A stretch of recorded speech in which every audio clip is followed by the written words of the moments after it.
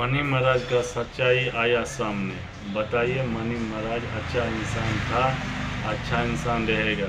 वंदना day cap ने money महाराज को फंसाने का काम कर रहा है। बताइए, बोला मैं शादी किया तो मंगलसूत्र था, तब मंगलसूत्र होके तब बोला शादी नहीं किया। मनी महाराज को फोकट का बदनाम करने का काम कर रहा है।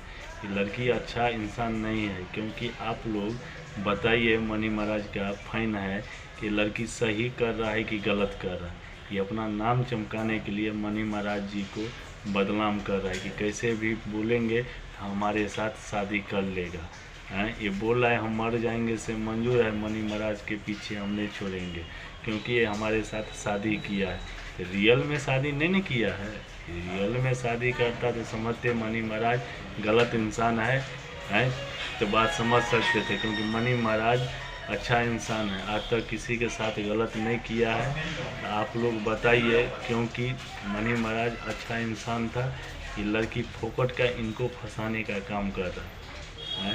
अपना नाम सोचता है कैसे भी करके चमका ले, फिर कैसे भी मनी महाराज से काम नहीं हुआ। मनी महाराज से 50,000 रुपया डिमांड कर रहा था कि आप हमको दे दीजिए, आपको हम पीछे छोड़ देंगे। बताइए, लड़की 50,000 रुपया लेके मनी महाराज को छोड़ देगा है। तो मेरा नाम हो गया अमरजीत चौधरी।